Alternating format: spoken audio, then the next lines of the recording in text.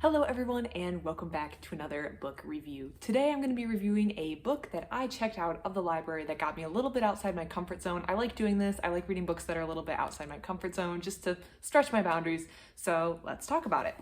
So I picked up A Summer Day in the Company of Ghosts by Wang. This book was a translation from the original Chinese by Andrea Lingenfelter. So that is who did the translation, but the poet is Wang. So I already kind of touched on what this is. This is a book of poetry. Now, poetry really isn't my cup of tea usually. There's always an exception, there's always a caveat. So there is poetry out there that I enjoy, that I like reading, but for the most part, poetry leaves me confused and like the point went right over my head.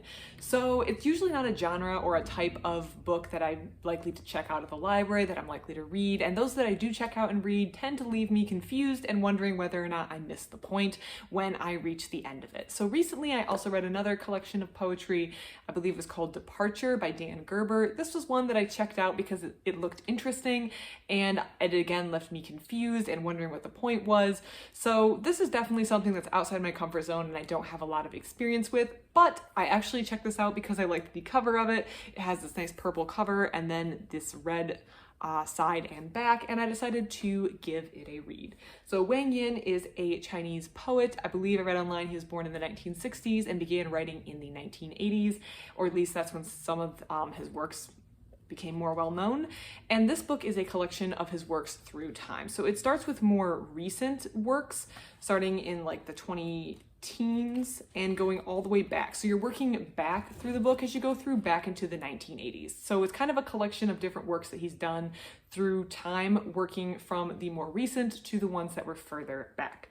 Another note is this is a translation, so there is an English side, but next to each English side is what I assume to be the original Chinese. So if Chinese is a language that you are more comfortable with or that you can read or have taught yourself to read, then just know that you do have this option available. I, unfortunately, am not familiar with Chinese at all, never studied it, so I was just stuck with reading the English side, which is the translation by Andrea Lingenfelter. This book has a wide variety of poems, and they are divided into sections. So you see section 1 is called New Poems. There's several sections, and I read through them sequentially over the course of several days just to see what was going on.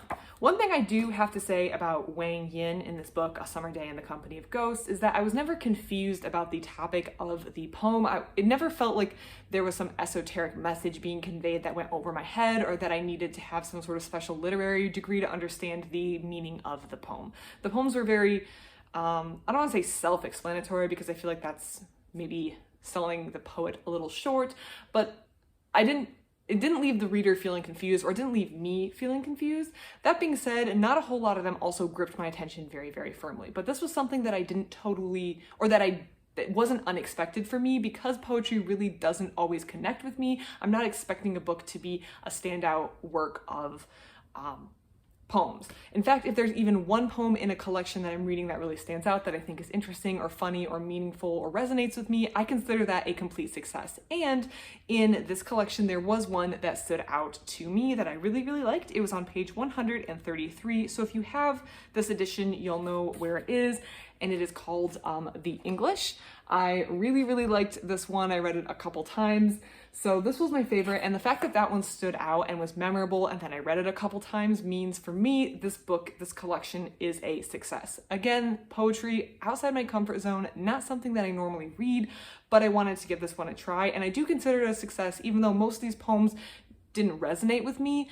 I don't think that has anything to do with the poet's talent or abilities or the quality of the poems. I think that's just me personally as a reader, and the fact that one resonated with me was, in my opinion, a big success.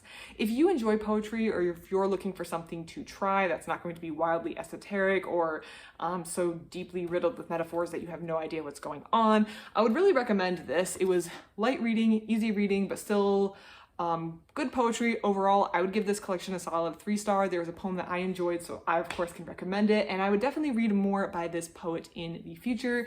I think also the book is very pretty, so if you're looking for something to put on your shelf, you also have that option if you choose to purchase it. I checked it out of the library, so it will not be staying permanently on my shelf, but I did think the cover was pretty, and they say don't judge a book by its cover, but sometimes I do.